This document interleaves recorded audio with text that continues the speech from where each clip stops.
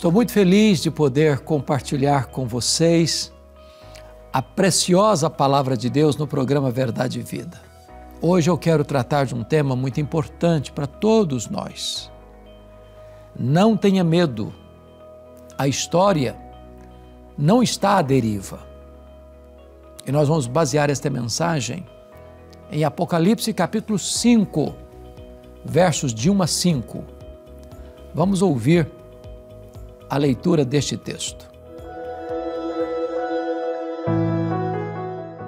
Vi na mão direita daquele que estava sentado no trono um livro escrito por dentro e por fora, de todo selado com 7 selos. Vi também um anjo forte que proclamava em grande voz: quem é digno de abrir o livro e de lhe desatar os selos? Ora, nem no céu, nem sobre a terra, nem debaixo da terra, ninguém podia abrir o livro, nem mesmo olhar para ele. E eu chorava muito, porque ninguém foi achado digno de abrir o livro, nem mesmo de olhar para ele.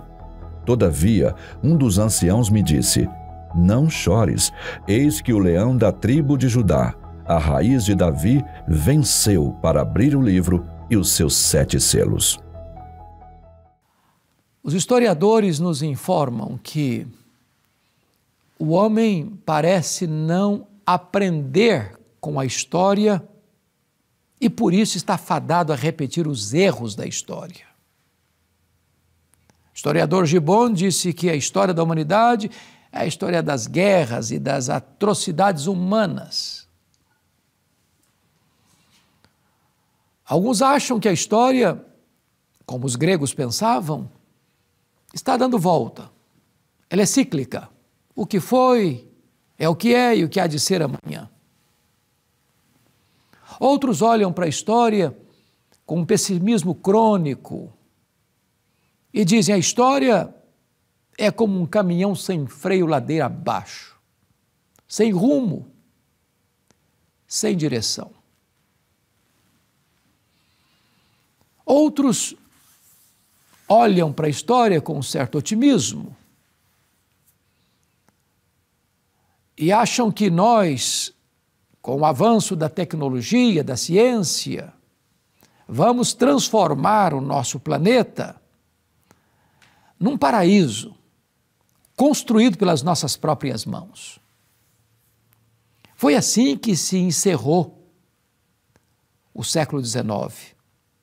Foi assim que nós entramos no século XX com o otimismo lá nas alturas, com o humanismo aplaudido no mundo inteiro. Porém,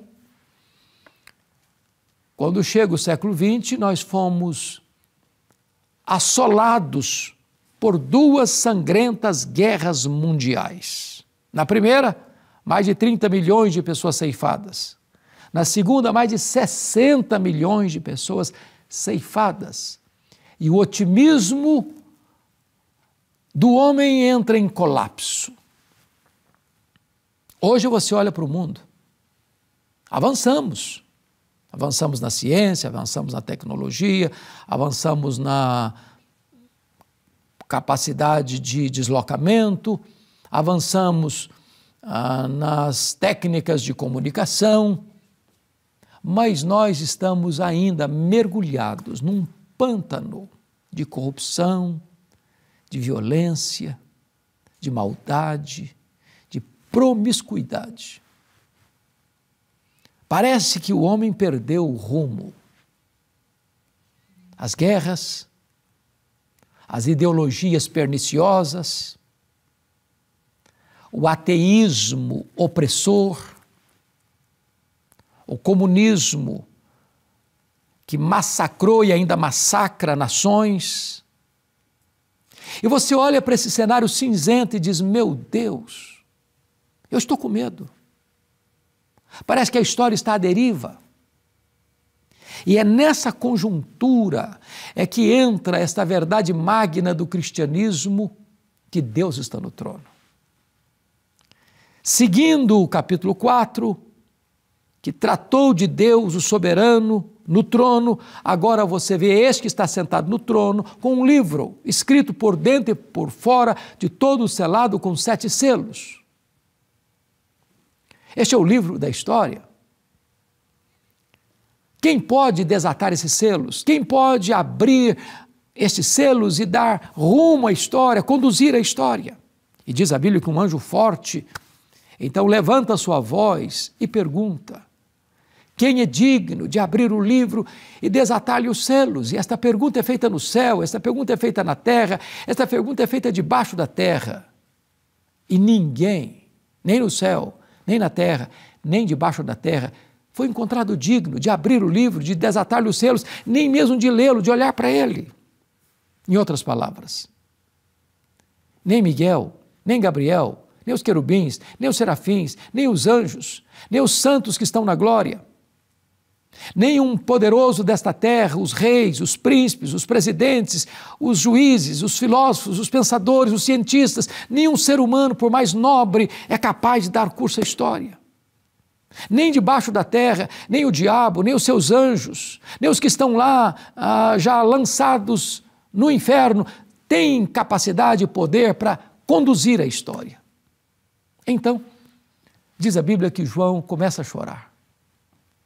E ele chorou amargamente, porque parecia que a história estava de fato sem rumo, parecia que a promessa que ele tinha escutado lá no capítulo 4, verso 1, sobe para aqui, eu te mostrarei as coisas que devem acontecer, parecia que estava entrando em colapso. Nesse momento, um ancião disse para João: não chores, João, não chores. Eis que o leão da tribo de Judá, a raiz de Davi, venceu para abrir o livro e desatar-lhe os selos. Quando João olha, o leão da tribo de Judá, a raiz de Davi, ele não vê o leão, ele vê um cordeiro como tendo sido morto. Este é Jesus. Antes de ser o leão, ele é o cordeiro. Antes de ressuscitar em glória com um corpo todo poderoso, ele é o cordeiro mudo, que foi para o matadouro e, sem abrir a palavra, derramou o seu sangue por você e por mim,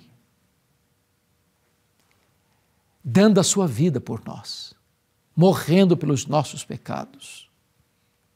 Mas a morte não pôde detê-lo. Ele entrou nas entranhas da morte, arrancou o aguilhão da morte, matou a morte e ressuscitou, inaugurando a imortalidade. E hoje ele é o leão da tribo de Judá, a raiz de Davi, o Deus Todo-Poderoso, que pega o livro da história, tem poder de abrir os seus selos e de conduzir a história à sua consumação. E o final da história já está escrito. É a vitória de Cristo e da sua igreja.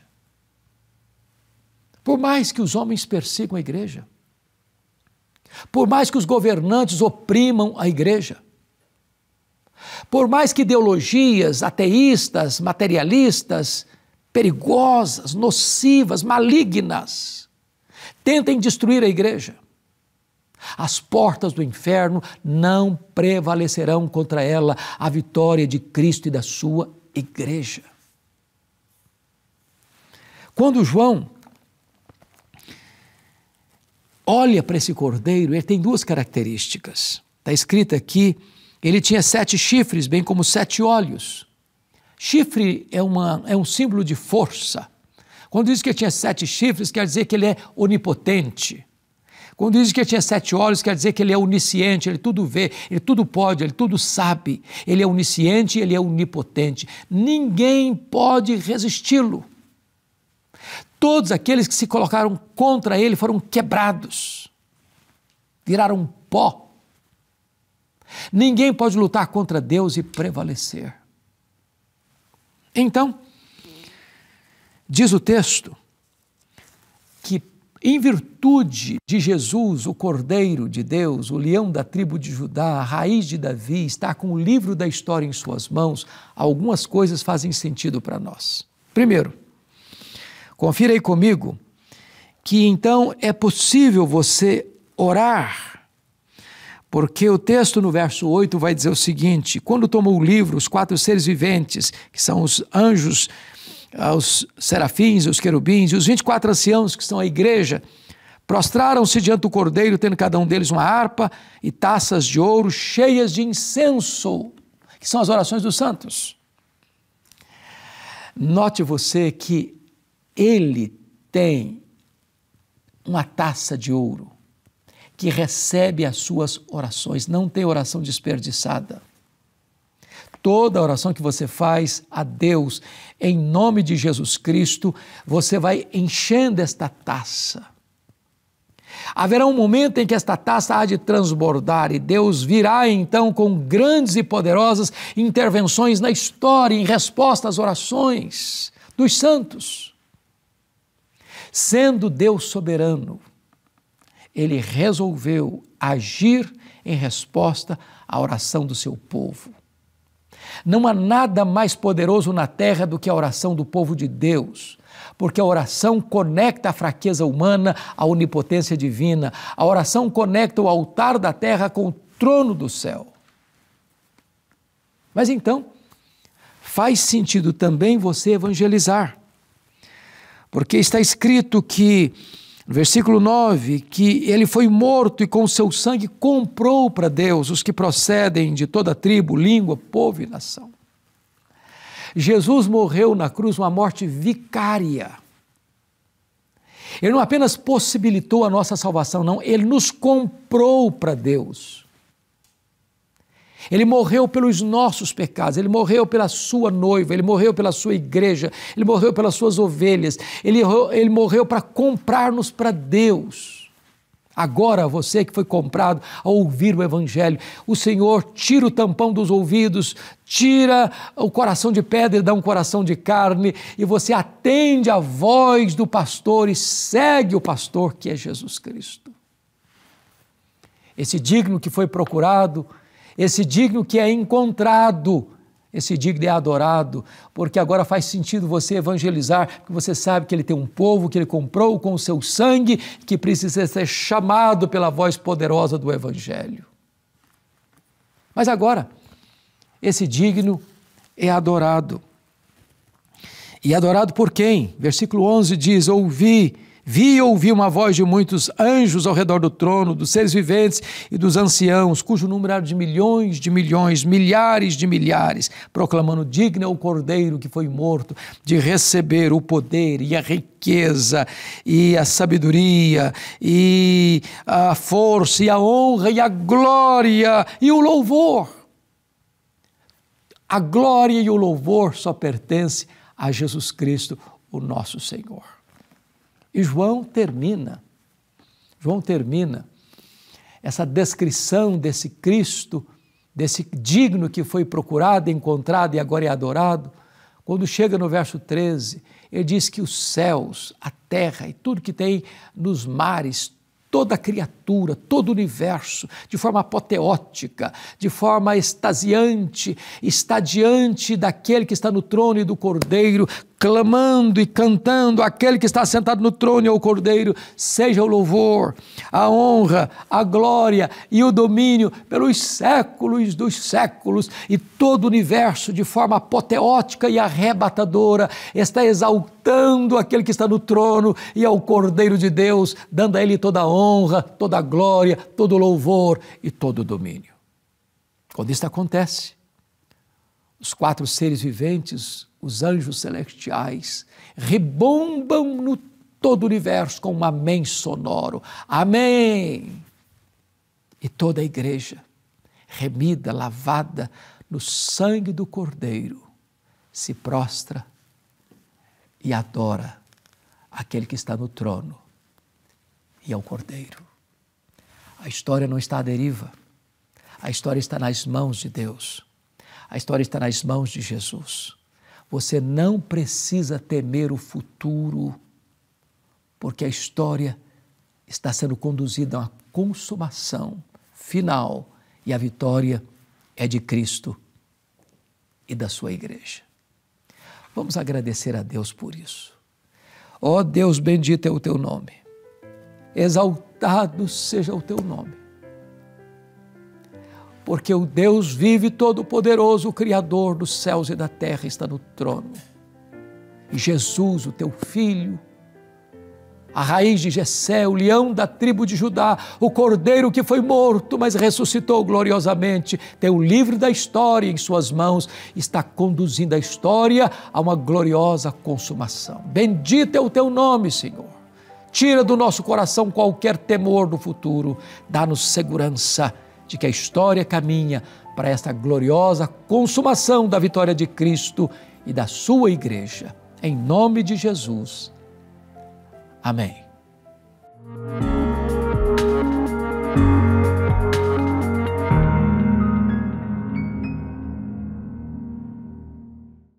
Chegamos ao final de mais um programa Verdade e Vida. Hoje a nossa temática: não tenha medo, a história não está à deriva. Deus está no controle de todas as coisas. Ele provou isso entrando na história, na pessoa de Jesus, o Deus encarnado, aquele que caminhou resolutamente na direção da cruz para nos trazer de volta. Ao derramar a sua vida e o seu sangue no Calvário, ele tornou possível que nós fôssemos reconectados com o nosso Criador. Apesar das nossas dívidas, apesar do nosso pecado, apesar da nossa infidelidade, agora fomos reconciliados, estamos em paz com Deus. Isso nos traz alegria, isso nos traz esperança, a certeza que ainda que um dia os nossos olhos se fechem para a história, se abrirão para a eternidade, Jesus estará diante de nós, enxugará de nossos olhos todas as lágrimas. Que essa convicção tire qualquer medo da sua mente e do seu coração. É isso que nós cremos, é isso que nós cremos na Igreja Presbiteriana do Brasil. Se você quer conhecer um pouquinho mais sobre a nossa igreja, nos procure nas redes sociais, sempre buscando @IPBOficial. O programa Verdade e Vida está chegando ao final, vai ficando por aqui, mas semana que vem a gente está de volta, neste mesmo horário e neste mesmo canal. Que Deus te abençoe ricamente.